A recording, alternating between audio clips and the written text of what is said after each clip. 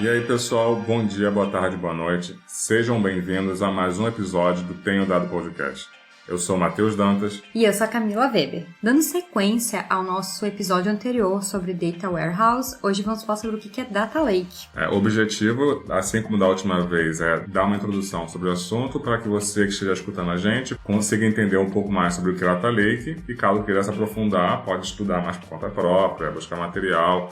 A gente sempre indica alguns materiais aqui, mas, novamente, a intenção não é tornar ninguém expert em Data Lake. Exatamente. E para quem ainda não segue a gente ainda nas nossas redes sociais, a gente está no Instagram e no LinkedIn. Além disso, avalie a gente no streaming também, que você escuta o podcast, segue a gente. Indique também para os seus amigos que vocês sabem que vão curtir esse conteúdo. Isso ajuda a gente a alcançar mais pessoas. Produzir esse conteúdo dá muito trabalho, então vamos tentar fazer com que esse trabalho tenha um maior alcance aí. E também, para quem tiver interesse, nós sempre gravamos alguns episódios sobre carreiras em dados. Então, a gente falou sobre engenheiro de dados, sobre analista de dados, cientista de dados. Analytics Engineer. Exato. Então, assim, a gente cobriu as carreiras de dados com a perspectiva de algumas pessoas, alguns profissionais da área, em algumas empresas. E a gente queria fazer um novo round, conversando com outras pessoas de outras empresas, com outros backgrounds, outras histórias de vida, para mostrar que nem sempre o analista de dados faz a mesma coisa em todas as empresas. Exato. Cada empresa tem suas características, apesar que existem algumas similaridades, cada um tem sua experiência, as empresas exigem, às vezes, que a gente tenha domínios diferentes, então a gente gostaria muito de conversar também com outras pessoas com outras experiências. Então, se você é líder de algum time de dados, ou se você é analista de dados, engenheiro, cientista, analista engineer, e quiser falar um pouquinho sobre a sua carreira,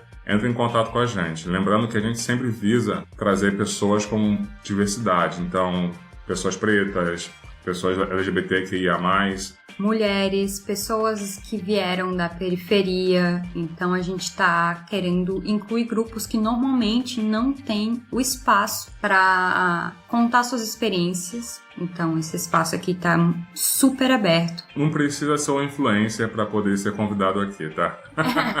Verdade, verdade. Se você está querendo contar a sua história, contar sobre o seu trabalho, essa porta está aberta para você. Vamos conversar e a gente pode organizar certinho. Então é isso. Bora pro episódio?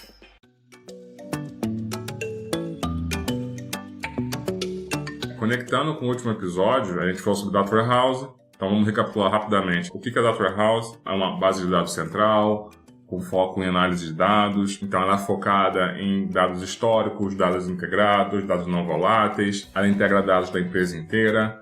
Possui uma modelagem de dados que visa facilitar o consumo. Então, aquela modelagem dimensional, com as tabelas fato, com as dimensões. Então, tudo isso a gente abordou no último episódio. Só que conforme o tempo foi passando, a tecnologia foi evoluindo. Então, surgiu o advento da cloud.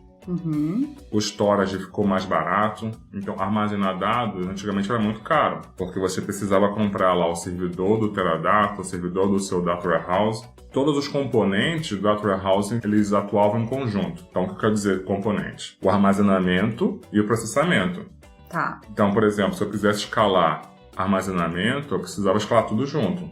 Não dava para só colocar mais armazenamento, mas deixar o processamento igual. Geralmente andava em conjunto. Só que com a cloud, você conseguiu ter um armazenamento rápido e barato. Então, para você armazenar teras, custava centavos, ou muito barato. Além disso, começou-se a ter uma produção de dados muito mais intensa. Eu estou falando de streaming de dados. Então, imagina uma Netflix da vida. Tá. A quantidade de dados em tempo real que é produzido. Sim, exato. É bizarro, é bizarro. É o próprio Google, pesquisa do Google. Exato. Então, conforme foi passando o tempo, não só a quantidade de dados processados foi aumentando, mas também com a variedade do tipo de dado. Então, hoje em dia, para modelo de dados, a gente armazena imagem, por exemplo. Certo? Sim, eu consigo rodar exato. um modelo de dados que analisa uma imagem. Exato. Analisa áudio, analisa e-mail, log. Hoje existe uma variedade de dados não estruturados. Correto. O que o Data Warehouse não suporta. Porque o Data Warehouse ele foi construído para trabalhar com dados estruturados. Então, quando eu falo dados estruturados, estou pensando em tabelas. Entendeu? Tem um arquivinho lá CSV que tem colunas, tem as linhas, E essas colunas estão em... Esse vai ser um formato inteiro, esse formato é um formato string. String é... Texto, formato de texto. Formato de texto, obrigada. Exato. Então você tem um dado mais estruturado e agora evoluiu para um dado não estruturado. Então como é que eu vou fazer para armazenar esse dado? Como é que eu vou fazer para consumir esse dado? E também existiu o advento do Hadoop, né? Que é você conseguir processar um grande volume de dados de forma paralela. Ao invés de você ter um servidor central com um grande poder de processamento, agora você tem pequenas máquinas com um poder de processamento menor, só que elas trabalham em conjunto e em paralelo, entendeu? Então eu diminuo o custo do meu parque tecnológico, né? O meu data center agora não preciso ter um servidor gigante. Eu posso ter um monte de maquininha pequena, elas trabalham em conjunto, trabalham em paralelo, fica mais barato e mais rápido. Então surgiu o MapReduce, a tecnologia que é responsável por processar esses dados, processar de forma paralela e consegue gerar um resultado usando esse cluster, né? Então, assim, o Data Warehouse já não está dando mais conta para esse cenário.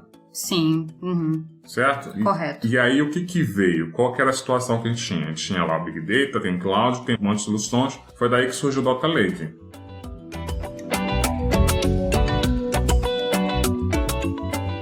Qual que é a diferença do Data Warehouse e do Data Lake? Data Lake é um repositório central onde eu consigo armazenar dados estruturados, semi-estruturados e não estruturados, beleza? Então, quando eu falo novamente dados estruturados, estou falando em arquivos CSV, estou falando tabelas, enfim. Quando eu falo arquivos semi-estruturados, estou falando do arquivo JSON. Ele não tem uma estrutura pré-definida, ele possui uma estrutura interna, mas ele não tem a mesma estrutura fixa de um arquivo CSV, por exemplo, com as colunas e as linhas bonitinhas. Perfeito. E também tem arquivos não estruturados. Por exemplo, um e-mail é um arquivo não estruturado. Eu tenho lá algumas informações relevantes para análise algumas vezes. Por exemplo, quem está recebendo, o assunto, o e-mail. Pode ser também um tweet, por exemplo. O tweet é um arquivo não estruturado. Pode ser um log, pode ser uma imagem. Então, isso são arquivos que são não estruturados. O Data Lake ele veio com esse objetivo de possibilitar o armazenamento barato desse tipo de informação. Quando você fala que é mais barato, você está falando que é financeiramente mais barato ou você está se referindo a outra métrica? Não, financeiramente mesmo. Tá bom. Financeiramente mesmo. Eu não vou conseguir dar, assim, noção de valores, tá? Mas a ideia é, para você armazenar teras, você vai pagar, por exemplo, R$10, sabe? Algo bem barato. Antigamente, armazenar teras poderia ser 10 vezes esse valor, 100 vezes esse valor. E hoje em dia, você paga na casa de centavos para marcar 1 GB. Se você for olhar o preço do S3, que é o repositório de objetos da Amazon, para você armazenar 1 GB está na casa de centavos. Entendi. Entendeu? Na verdade, tem até um limite, assim, se você armazenar, por exemplo, até 10 GB fica de graça. Então, para uso pessoal, fica até barato, sabe? Fica como se fosse um Google Drive da Amazon. Entendi. É claro que não é a mesma coisa, né? É só um exemplo bobo, mas eu conheço gente que usa S3 como um repositório, como se fosse um Google Drive, como se fosse um OneDrive da Microsoft ou um Dropbox, enfim. Porque ele realmente é barato, entendeu? Claro que para acessar o arquivo é um pouquinho mais complicado, não vou ter uma interface tão simplificada quanto esses provedores de armazenamento de arquivo na nuvem. O objetivo desses serviços, como o S3 da Amazon, como o Google Cloud Storage da Google, como o Blob Storage da Azure. Então, assim, cada provedor da cloud tem um repositório de objetos. E é importante pensar nisso. Não é um repositório de arquivos. Eles tratam isso como objetos. Qual a diferença? É o seguinte, que quando você fala em armazenamento de arquivo, é como se eu estivesse fazendo um servidor de FTP. Eu subo um arquivo em algum lugar. Sabe o que é FTP? Não sei. O servidor de FTP é um servidor que você usava para armazenar arquivos remotamente. Tá. E você conseguia subir desses arquivos, entendeu? É Server File Transfer Protocol, uma coisa assim. Entendi. Não é só fazer o upload e... A ideia do servidor de objetos é que você armazena esse objeto na nuvem. Esse objeto está replicado em vários servidores, em várias regiões. Então, ele tem algumas características, como, por exemplo, alta disponibilidade. Se um servidor cair, você não perde seu dado, porque aquele dado está replicado em outros lugares. Então, a ideia dele, para quem conhece antigamente, por exemplo, você tem um servidor de FTP. O que é o FTP? É o File Transfer Protocol, se não me engano. É basicamente um servidor que você poderia armazenar arquivos. É um servidor central, você manda o arquivo para lá, você conecta com o usuário e senha, tem um programinha que você vai lá, arrasta o arquivo, ele faz o upload do arquivo, esse arquivo está num servidor central, alguém pode acessar com o usuário e senha também e baixar esse arquivo. Vou fazer analogia tipo Google Drive mesmo. Exato. Subir meu arquivo lá em cima, subir na nuvem. Mas pensa que não é bem a nuvem. Nuvem, né? É um servidor. Porque qual que é a diferença? É um servidor central.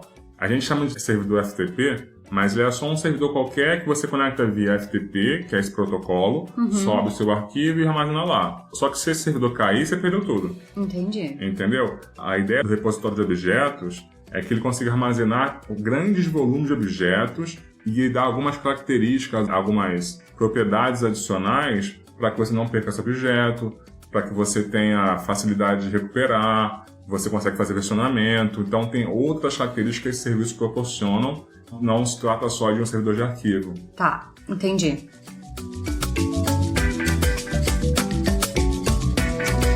Então, assim, quais são as principais características de um data lake? Então, a gente falou em baixo custo de armazenamento, certo? Então, eu consigo armazenar grandes volumes de dados por um baixo custo financeiro. Então, assim, a gente não está pensando em custo operacional, é baixo custo financeiro mesmo, eu pago pouco para isso. Eu tenho assim como o Data Warehouse, eu tenho um repositório central, então eu consigo jogar todos os dados num local centralizado. Então, todo mundo consegue bater no mesmo local para acessar aquela informação, beleza? Perfeito. Eu tenho uma alta performance, tanto em escrita quanto em consumo, em leitura. Não sei se eu entendi essa parte. Então, eu penso o seguinte, para subir o arquivo, ou para consumir esse arquivo, a performance é alta. É claro que depende também da internet, de quem está consumindo, mas o I/O, o input, a operação de escrita e leitura é rápida. Tá. Entendeu? Isso é importante, porque como eu estou processando grandes volumes de dados, se eu tiver um servidor que é muito lento, né, se esse repositório for muito lento para escrever e muito lento para consumir, eu fico prejudicado, eu perco performance nisso. Ele também suporta regra de proteção de dados. Então ele faz com que eu possa, por exemplo, definir quem que está permitido a acessar cada pasta, cada caminhozinho, cada arquivo. Tá. Entendeu? Então eu consigo criar uma camada de segurança em cima do Data Lake. Eu consigo criar políticas de acesso para definir quem tem acesso ao que, pode ler, pode escrever, pode deletar. Eu consigo criar essas regras. E também, diferente do Data Warehouse, pelo menos dos Data Warehouse mais antigos, ele desacopla o armazenamento do processamento. Então, o Data Lake ele é responsável só pelo armazenamento dos dados. Se por um acaso eu quiser consumir esses dados, processar esses dados e criar um dashboard, alguma coisa, eu preciso de uma outra ferramenta que será responsável por acessar esses dados e tornar eles disponíveis para um dashboard, enfim. Você tem alguns exemplos de ferramentas? A primeira ferramenta que possibilitou fazer o consumo de dados de um data lake como se fosse um banco de dados foi o Hive. O Hive ele permitia que você mapeasse objetos da Data Warehouse como se fossem tabelas. É claro que mapear objetos que eram possíveis de ser mapeados como tabelas. Mas tabelas estruturadas. Exato. Então, pensa o seguinte, se eu tenho um arquivo CSV no Data Lake, eu consigo criar no Hive uma tabela falando o seguinte, eu tenho essa tabela com essas colunas. Essa tabela, na verdade, é um arquivo CSV. Esse arquivo CSV está localizado nesse caminho. Ele tem header, as colunas são separadas por vírgula. Então, com essa configuração, eu consigo, por exemplo, rodar um SQL fazendo select asterisco from clients, sendo que clientes é uma tabela, que na verdade está mapeando para um arquivo, entendeu? Sim, entendi. Então o Hive ele foi a primeira tecnologia que eu saiba, pode ser que tenha alguma coisa antes, permitiu isso. Hoje em dia nós temos outros serviços, outros produtos, outras ferramentas que são utilizadas como Core Engine. Então, por exemplo, tem Presto. O Presto é um projeto open source criado pelo pessoal do Facebook que permitia que você fizesse a mesma coisa que o Hive faz, só que de forma mais performática. O Hive, ele resolveu um problema que era muito necessário, só que a performance dele não era boa, entendeu? Então ele demorava para processar. Quando você começava a processar grande volume de dados, a performance dele não era boa. Então o Presto resolveu esse problema. Você conseguia processar em paralelo, então assim como a gente falou do MPP, né, que é o processamento paralelo massivo, o Presto também possui essa característica. Você consegue criar vários workers Então, quanto mais worker, mais rápido fica seu processamento. Então, se sua query está lenta e ela estiver bem otimizada, se quiser aumentar a performance dela, você pode aumentar a quantidade de processadores, né, de servidores rodando a sua query, ou até mesmo você também pode escalar, né, você pode adicionar memória ou CPU para os workers que já estão disponíveis. Então, você trabalha com um cluster. Então, você tem um Presto, na AWS você tem uma Tina, que é a mesma coisa, é basicamente Presto, só que como serviço. Então, ao invés de você precisar instalar, subir um servidor, instalar o Presto, configurar tudo, você vai na AWS, tem um serviço pronto que você consegue mapear e fazer essas queries, entendeu? Ah, da hora.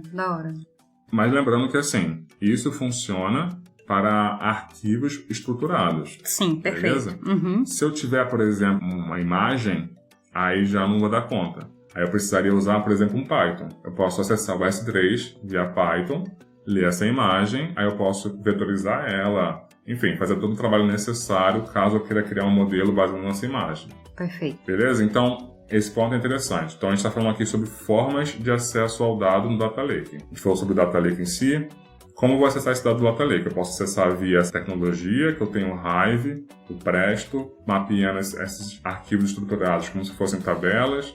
Eu consigo rodar query nele e ter o resultado. A outra possibilidade é você acessar via Python, por exemplo. Eu tenho bibliotecas no Python que conectam com esses repositórios de objeto, com o S3, com o Google Cloud Storage, com o Blob Storage da Azure. Então, eu tenho bibliotecas ali que facilitam o acesso. Eu falo qual arquivo que eu quero acessar, ele baixa aquele arquivo e faz o processamento que eu preciso fazer. Posso fazer com o Spark também, que é uma outra linguagem.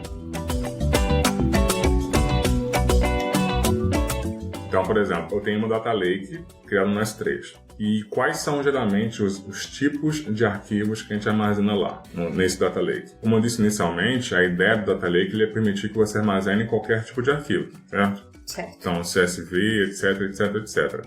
Só que existem alguns formatos que são mais performáticos para operações analíticas. Entendi. Então, vamos dizer assim, eu tenho um processo que me manda um arquivo CSV gigante. Infelizmente, CSV é a única opção, tá? CSV com milhões de linhas. Só que CSV ele não é bom para transformações de dados, tá? Em termos de performance. Qual é melhor? Então, um exemplo que é melhor é o Parquet, entendeu? Sim.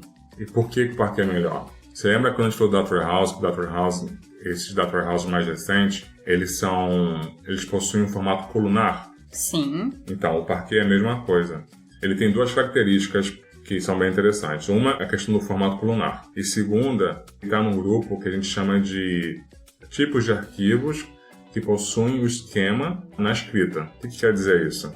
O CSV, quando você escreve ele, no S3, por exemplo, você determina na escrita que vai ter lá 10 colunas, só que nada garante isso, entendeu? Porque ele é um arquivo de texto livre. Você vai abrir lá o texto, alguém pode abrir e mudar lá alguma coisa, por exemplo, certo? Sim, certo. Ou o seu processo, por algum motivo, pode ter um erro e ter escrito alguma coisa errada. Ao invés de uma coluna que você achava que fosse escrever só números, ele escreveu letra, sabe? Tá. Então, o CSV é o que a gente chama de Schema on Read, que é o esquema na leitura. O que quer dizer isso? Quando eu leio esse arquivo, o meu processo de leitura define o esquema daquele arquivo. Quando eu falo esquema, o que é o esquema aqui? Colunas, os seus tipos, como elas são organizadas, a ordem das colunas. Então eu preciso, por exemplo, para quem usa pandas, quando você dá um pandas.read. Eu não lembro qual que é o comando, mas enfim. É read. Então dá lá um read CSV. O que o pandas faz? Ele lê o CSV e tenta inferir quais são as colunas e os tipos que tem lá. Sim. Tanto que muitas vezes ele caracteriza aquela coluna com object, que é o string, né? É basicamente assim, não sei bem o que é, pode ser que seja uma data, pode ser que seja um número, mas eu vou colocar com object porque eu não tenho certeza. O Parquet não, ele tem o schema on write, você define o esquema na leitura. Você é obrigado a definir. Não é que você é obrigado a definir. Tá. Que é basicamente assim, quando você vai escrever um arquivo Parquet, ele vai pegar aquela estrutura que está sendo processada e vai persistir com aqueles tipos que foram definidos, entendeu? Então eu tenho um arquivo, eu tenho um data frame lá no Pandas, que tem 3 colunas, a primeira é string, a segunda é numérica e a terceira é data. Aí você vai escrever e persistir esse data frame como um arquivo Parquet nas 3. Quando você faz essa escrita, o header do arquivo, ele vai persistir essa informação. Então ele sabe que a primeira coluna é uma string, tem o nome X, a segunda coluna é um inteiro, tem o nome X, e a terceira coluna é uma data e tem o nome X. Tá. Então, quando o processo vai ler esse arquivo, ele não precisa inferir. A informação já está disponível lá, entendeu? Sim. Então é diferente do CSV. E isso é bom porque...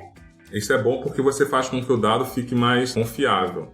Ah, entendi. Entendeu? Tá. Então, basicamente, eu não preciso achar que o tipo é aquele. Eu sei que o tipo é aquele, entendeu? Sim. Eu não vou ter um erro na leitura porque eu sei que aquela coluna é uma string. Porque quem está me dizendo isso não é a pessoa que produziu o dado. É o header do arquivo que já possui essa informação. Tá. Entendeu? Perfeito. Uhum. Ele dá uma estrutura melhor. Ele dá uma consistência melhor. E, além disso, como eu disse anteriormente, ele é um arquivo colunar.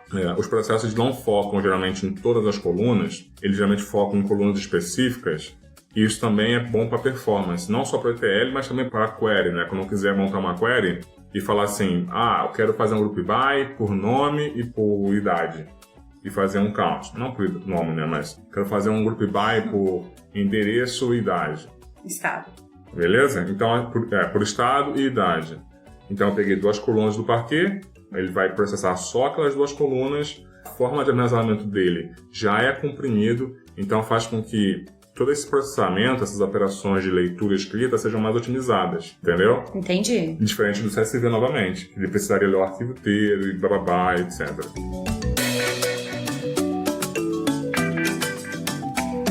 Além do Parquet, você também tem o ORC, que também tem características semelhantes ao Parquet, Tá. que é ORC. Então ele também é colunar, ele também... uma coisa importante. Diferente do CSV, o Parquet e o ORC não são legíveis por humanos.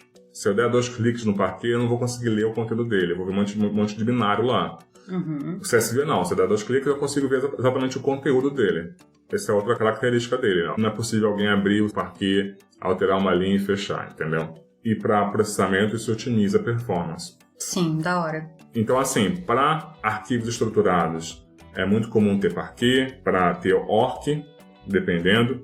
Se eu não me engano, até onde eu lembro, a performance do ORC era um pouquinho superior ao Parquet. Eu não tenho certeza disso. Para grandes volumes de dados, né? Para processamento de dados em tempo real, ou próximo de tempo real, é muito comum você ver Avro. O Avro ele é um formato muito utilizado para streaming de dados. Ele tem algumas características, eu consigo reforçar o esquema, por exemplo, eu consigo evitar que alguém troque um tipo de coluna que vai de string para inteiro. Tá. Por que isso é preocupante? Porque torna que meus dados não sejam retrocompatíveis. Se eu trocar de string para inteiro, quem está consumindo o dado lá que estava esperando inteiro vai começar a receber string. Então, quando eu for comparar os tipos, quando eu for consumir esses dados, eu não consigo na mesma coluna falar que ela é inteira, sendo que eu tenho dados de string ali. Então, meu consumo vai dar erro, entendeu? Sim. Com o Avro, eu consigo usar o schema registry, ele consegue garantir que as alterações podem ser retrocompatíveis, elas podem ser compatíveis com o futuro, enfim. Mas são detalhes da implementação do Avro. A ideia não é entrar muito a fundo aqui. Então a gente falou do Parquet, falou do ORC, falou do Avro para streaming. E basicamente esses são os formatos mais conhecidos, assim. Mas novamente, uma coisa que é importante frisar. O Data Lake ele aceita qualquer formato, tá? Sim. Então se eu precisar armazenar uma imagem, eu consigo armazenar uma imagem. Se eu precisar armazenar som, um arquivo de áudio, eu posso armazenar. Esses arquivos que eu estou falando são focados em dados mais estruturados, mas eu posso armazenar qualquer tipo de dado não estruturado, entendeu? Sim. É claro que quem trabalha com modelagem de dados, quem trabalha com ciência de dados ou análise de dados, vai pegar esses dados, por exemplo, uma imagem, vai transformar num vetor e esse vetor vai acabar virando um dado estruturado depois. Vai virar. Mas inicialmente ele vai ser armazenado como o seu formato inicial, true. Entendi, Matheus. Agora eu tô com uma dúvida de como é que acontece essa organização dentro do Data Lake. Beleza, a gente tem um monte de dado lá, dados de formatos diferentes. Eu usei um termo que eu falei, os dados são armazenados no seu formato cru. Por que eu usei esse termo? Porque quando a gente vai organizar um Data Lake, assim como um Data Warehouse, a gente divide em camadas, né? Sim. É importante mencionar que eu já trabalhei em empresas diferentes, já li materiais diferentes e assim, não existe um consenso sobre, essas aqui devem ser as camadas do Data Lake. Existem nomenclaturas diferentes, existem abordagens diferentes, mas elas são, no final das contas, elas têm o mesmo objetivo, beleza? Tá bom. Você pode ter lá o bronze, prata e ouro. Você pode ter a camada raw, que é a crua, né? Você pode ter a camada curated, a camada confiável e a camada de business. Mas qual que é o ponto aqui? A camada inicial é a camada que eu deposito os dados como ele vem. Exatamente como é que estão na origem. Exato. Então, se eu tenho um arquivo CSV, eu armazenei um CSV. Se eu tenho um JSON, eu armazenei um JSON. Sem alterar esse arquivo, sem adicionar coluna, sem remover coluna. É claro que para alguns casos, hoje em dia, quando a gente fala de DPR ou LGPD aqui no Brasil, que é a Lei Geral de Proteção de Dados, em alguns casos é necessário você anonimizar o dado. Sim. Beleza? Então, tirar dados sensíveis, tirar dados que identificam a pessoa. Então, o nome da pessoa, endereço, qualquer coisa que pode identificar uma pessoa específica. Então, em alguns casos, sim, você precisa alterar porque não é permitido que você armazene os dados que identificam a pessoa. Então, assim, ou você aplica alguma técnica de mascaramento, de anonimização, ou então você simplesmente não carrega esses dados. Então, você fala assim, essas colunas aqui, eu não vou gravar um Data Lake, eu simplesmente descarto elas. Mas a ideia é que a primeira camada seja essa landing zone, seja a raw zone, que basicamente armazena os dados como ele veio. Perfeito. Beleza? Sim. Essa camada, a ideia é que ela seja mutável. Então, a ideia é que o dado... Imutável? Exato. Uma vez que o dado chegou lá, eu não fico alterando ele. E por que isso? Porque a partir daqui, as próximas camadas, a gente vai começar a alterar os dados. Vai começar a fazer a limpeza. Então, o que é limpeza? Remover duplicado, remover registro que eu sei que está errado, enriquecer esse dado. Então, por exemplo, criar novas colunas que vão me dar mais informações. Então, vou dar um exemplo básico. Eu tenho uma coluna de idade. Só que para o negócio é importante não ter só a idade, ter o range de idade. Então, eu vou lá no processo e vou enriquecer esse dado com o range de idade. Ou vai até mesmo enriquecer esse dado com dados externos. Então, por exemplo, eu tenho o CEP, né, o Postal Code daquela pessoa, mas eu não tenho os detalhes lá da cidade, ou enfim. Eu posso usar uma base externa para enriquecer, puxando mais informações sobre aquele Postal Code, entendeu? Sim. Então, eu faço a limpeza do dado, eu faço o enriquecimento dele, e começa a preparar o dado a ficar apto para consumo para negócio. Sim. Beleza? Então, como eu disse, essas camadas posteriores elas vão começar a alterar o dado e vai começar também a aplicar regras de negócio. Só que como a gente sabe, a regra de negócio, ao longo do tempo, ela muda. Sim. Então, se eu persistir o dado na camada raw já aplicando regras de negócio, isso significa que eu não consigo alterar essa regra, porque o dado já foi alterado na sua origem. Se eu precisar, por algum motivo, alterar a regra e reprocessar o passado, eu não consigo mais. É importante que o dado na camada raw esteja representando como ele veio da origem. Por exemplo, se a forma que calcula o imposto X, enfim, qualquer regra de negócio alterar ao longo do tempo e que eu precise refletir essa regra de negócio para o passado, eu consigo simplesmente processar novamente esses dados históricos da camada raw e fazer todo o processamento histórico, entendeu? Sim. Então vamos lá, primeira camada raw, ou também landing zone. Então você vai ver vários nomes. Landing zone é a camada de chegada, né? Sim. A camada raw também algumas vezes é chamada de camada bronze. E aí, as próximas camadas, como eu disse, a intenção delas é justamente fazer essa limpeza. Então removendo sujeira, removendo duplicidade, removendo dados que nós sabemos, por exemplo, dados de teste, qualquer tipo de sujeira que esteja ali, você remove isso, você enriquece o dado com as informações necessárias, você aplica as regras de negócio e modela o dado para que ele consiga responder às questões de negócio. Então, eu vou ter lá uma tabela que vai responder a pergunta da quantidade de clientes. Tem uma tabela que uma empresa que a gente trabalhou, que ela ficou muito famosa, que a gente chamava de performance de anúncio, né? Que era uma tabela que tinha lá a quantidade de vezes que os clientes clicaram naquele anúncio, a quantidade, enfim, tinha métricas relacionadas ao anúncio. E para chegar nessa tabela, rolou vários processamentos anteriores, vários joins, várias agregações, etc. Então você vai ter essas camadas, a camada de dados curados, dados refinados, até no final você ter a camada de negócio, que vai ser a camada que o seu usuário final vai acessar para rodar as queries dele. De forma muito mais rápida e eficiente. Exatamente. A ideia é que ele não acesse nunca a camada raw. O acesso à camada raw acontece muitas vezes, por exemplo, para cientistas de dados que querem fazer uma exploração de dados de informações que ainda não estão modeladas, não estão ainda disponíveis nessa camada refinada e limpa. Eles querem explorar para saber quais informações têm disponíveis ali, para a partir daí tomar decisões e falar assim, pô, esse dado aqui é legal. Seria interessante de criar um pipeline para processar esse dado e gerar uma visão refinada desse dado, entendeu? Sim. Mas para chegar nesse ponto, primeiro tem que rolar uma exploração de dados ali para poder aprender um pouquinho mais sobre esse dado e saber se ele pode gerar algum insight interessante ou não. Sim. Então, assim, mas como eu falei, a nomenclatura não é o mais importante. O mais importante é que você consiga ter essas fases do dado, entendeu? Você vai ver empresas diferentes usando nomes diferentes para essas camadas, mas no final das contas, o mais importante é que elas tenham esses objetivos. Você conseguir dar as fases do dado, né? Mostrar o ciclo de vida do dado. Perfeito. Mas tem um ponto que eu acho relevante falar, que é quando iniciou essa era do Data Lake, basicamente as pessoas começaram a pensar assim, vamos jogar tudo que é tipo de dado no Data Lake, joga tudo lá e depois a gente pensa o que a gente faz com ele. Sim, eu escutei bastante isso. Né? Então vai jogando. Mas produziu dados, joga dado no Data Lake. Por um lado isso foi bom, porque começou a ter muito dado disponível. Sim. Então assim, eu preciso fazer análise de vendas.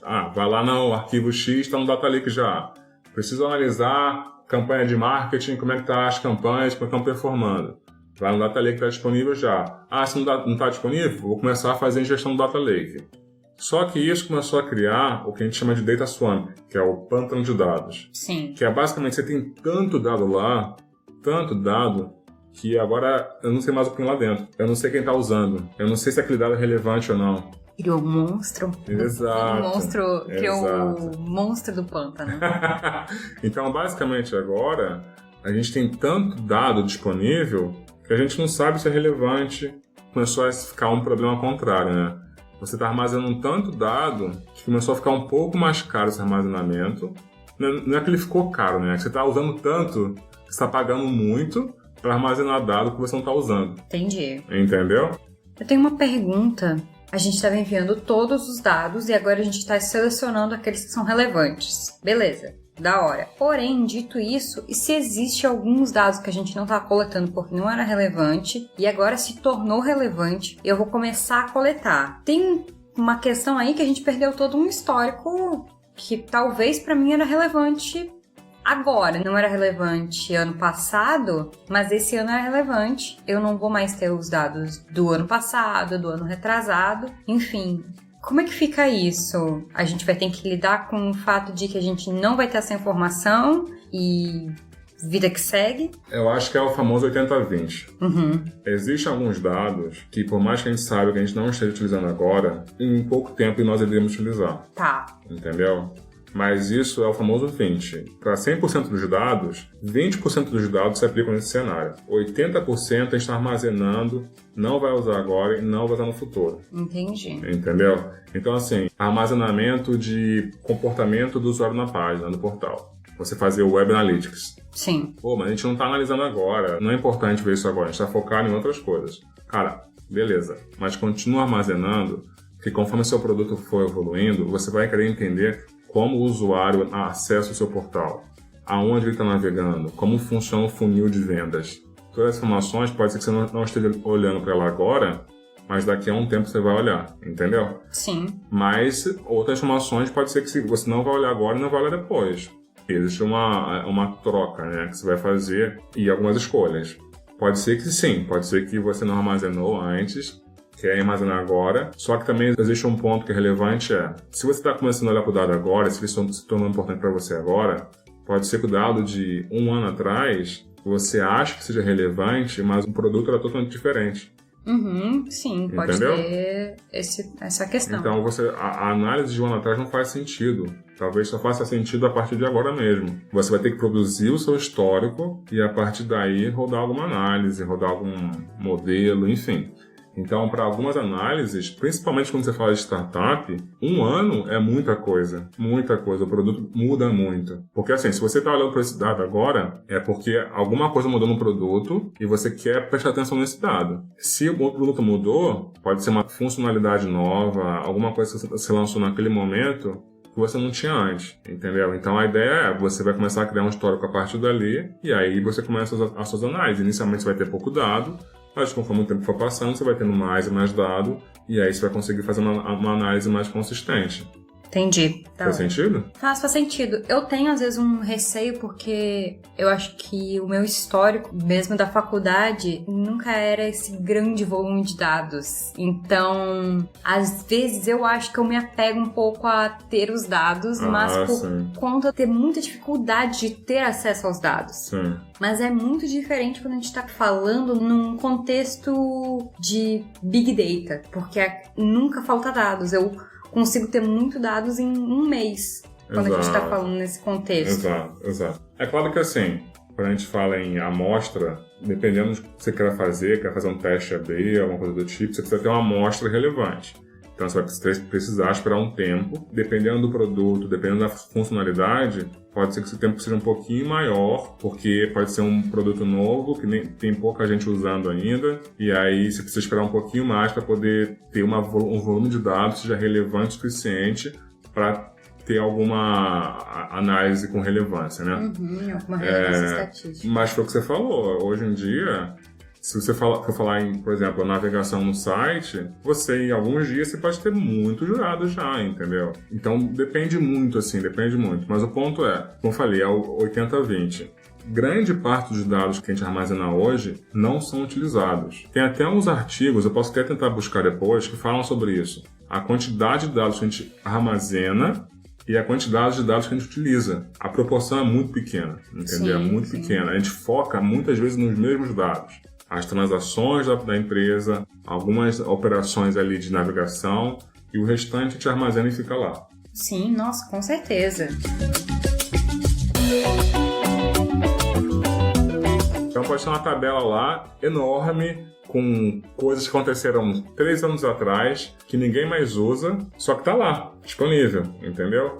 Ou então você tem 2 informações que são muito semelhantes, mas você não sabe qual usar. Essa daqui está vindo do time de marketing, essa aqui está vindo do time do financeiro, mas qual que é o ideal aqui?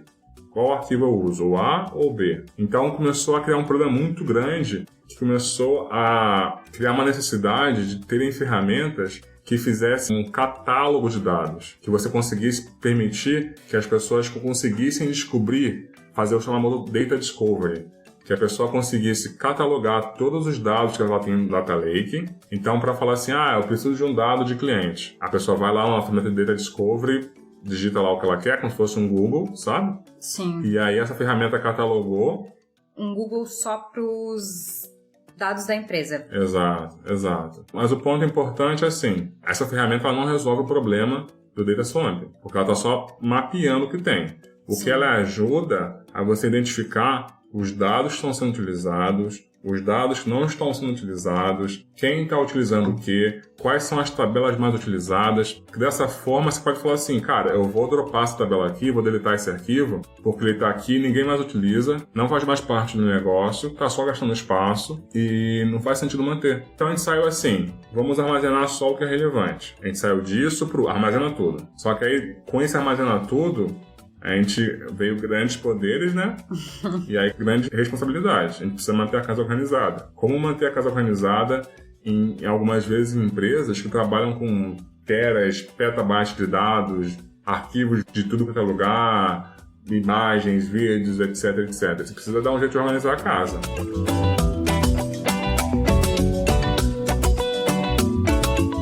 Então, hoje em dia, até conectando com um episódio que a gente vai ter no futuro, veio o conceito de Data Mesh. O Data Mesh, ele muda um pouquinho a perspectiva, entendeu?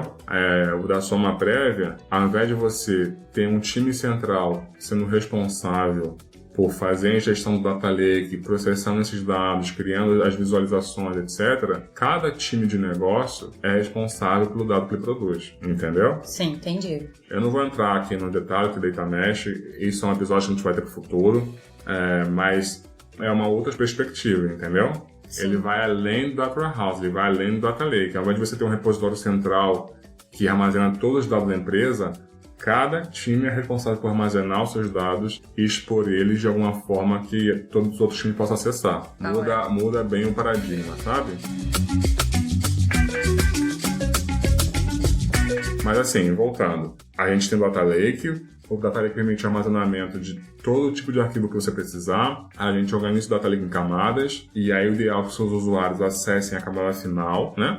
Para poder consumir esse dado limpo, com qualidade, enriquecido, validado e a partir daí façam suas análises. Eu acho que a gente passou por todos os tópicos que eu queria abordar sobre o Data Lake. Eu espero que tenha ficado claro. Quem está ouvindo a gente consiga ter entendido um pouco mais sobre o Data Lake, qual é a diferença entre Data Lake e Data Warehouse.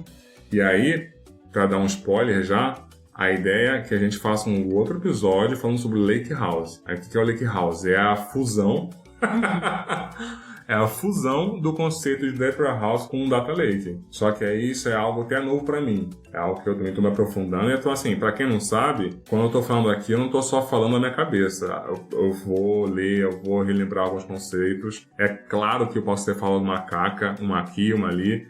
Novamente, sinta-se livre para mandar um feedback pra gente, para falar, cara, ó, o que você falou aqui no minuto X não tá muito certo. Na verdade, é assim. Eu vou ficar muito feliz porque eu vou estar aprendendo ou corrigindo alguma coisa que eu achava que sabia. E o Lake House é um conceito bem recente. Ele veio para resolver alguns problemas que o Data Lake veio a ter devido à forma de acesso, devido à forma que o dado é persistido. Então, assim, como eu disse, o Data Lake não é um banco de dados. Ele é um repositório de objetos, beleza? E aí, para você acessar o repositório de objetos, você tem algum motor de query, tipo um Presto, alguma coisa assim, ou mesmo Python, ou Spark. E aí você consome esses dados e apresenta. Ele é diferente do Data Warehouse, que é um banco de dados que eu consigo acessar ele e rodar uma query, por exemplo, entendeu? O Data Warehouse, por si só, já é completo. O Data Lake ele é uma parte do todo, né? Ele é só o storage. Se eu quiser acessar esse dado e processar uma query, eu preciso de uma outra aplicação que vai consumir os dados do Data Lake e expor ele via query. Tá, entendi. Entendeu? Uhum. Mas beleza. Acho que é isso. Então, galera, valeu. Como faz indicações? Sim, mas antes, muito obrigado novamente pela aula, Matheus. Maravilhoso. Adoro. Aprendo muito. Obrigada pela aula. Que bom.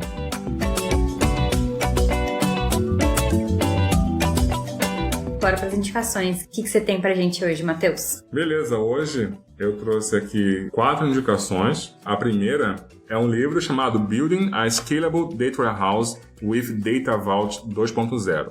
Construindo um Data Warehouse escalável com Data Vault 2.0. Esse livro ele conecta com o último episódio que eu comentei sobre Data Vault. Ele explica o que é Data Vault, quais são as vantagens, como fazer a modelagem, os conceitos, enfim. O autor, eu vou tentar pronunciar o nome do autor, é Lindstedt. Eu desisto, não vou tentar não. É um nome meio complicado de ler, mas a ideia é essa. Então, assim, se está interessado em aprender um pouco mais sobre Data Vault, dá uma olhada nesse livro. O segundo livro, na verdade, são 3 indicações. O segundo livro é sobre o livro Data Mesh, que é o conceito que eu citei durante o episódio. É um livro bem recente. Para quem não sabe, Data Mesh é um conceito que surgiu nos últimos 2, 3 anos. É um conceito que ainda está em construção, ainda está em evolução, então a gente não tem ainda tantas empresas implementando Data Mesh na prática, assim, sabe? É algo que ainda está em construção. É um conceito bem interessante. A ideia é que você, como eu disse antes, você mude a forma de você trabalhar com os dados, ao invés de ter um time centralizado, você começa a distribuir a responsabilidade dos dados para os times de engenharia. Então ele é como se fosse um DevOps, sabe? Uma mudança cultural como foi a mudança do DevOps. Então antigamente você tinha lá um time responsável pela parte de operação, de deploy, e agora se tornou uma prática onde os próprios engenheiros que codificam a aplicação também cuidam na parte de operação. A ideia com o Data Mesh é a mesma coisa, que os engenheiros que estão desenvolvendo a aplicação também serão responsáveis pelos dados que aquela aplicação está produzindo. Entendi. E a última indicação é uma série. que tá já no finalzinho. House of Dragons, da HBO. Pra quem gosta, assiste. Pra quem gosta de Game of Thrones, tá na mesma pegada. Então, sangue, incesto. Mateus, sem spoilers. Eu não sei se tem incesto não, na verdade. Eu falei aqui, mas joguei. Mas a mesma pegada. Vale bastante a pena. Recomendo. E você, Camila? Qual a indicação? Eu tenho uma indicação hoje de uma série que é da Netflix, que é a série pra você relaxar e ficar de boa e curtir. Ela já não é tão nova, mas pra mim ela é nova, que é Superstore. Estou amando essa série. Eu tô quase chorando de rir. Lembram The Office, mas não é tão pesado. Eles tratam vários assuntos. Não, The Office. Awkward. Não, The Office é bem bizarro comparado com ela. O The Office, ele me deixava muito constrangida. Exato, Essa acontece isso algumas vezes, mas ela me faz rir muito. Eu adoro essa série. Tá sendo ótimo. Eu assisti essa série inteira 2 vezes. É claro que em algumas vezes eu dormia, né? Mas não porque ela é chata, é porque pra mim ela funcionava como relaxante. Você teve um dia estressante? Ela te tira do mundo real, maravilhoso. Tô gostando bastante. E também tem umas reflexões interessantes, né? Tem vários assuntos que eles trazem. É da hora. Super recomendo, tá no Netflix. Boa. É isso que eu tenho pra hoje, gente. E hoje você escolhe a música.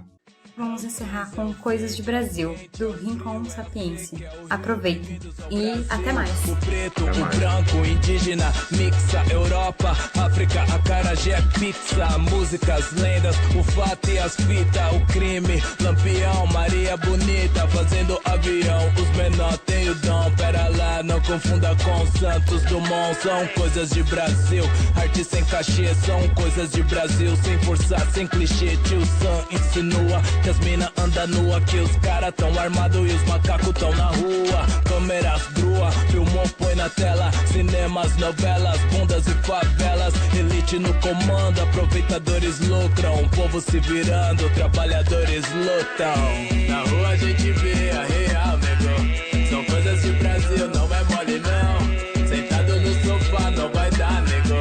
Nem tudo é verdade na televisão.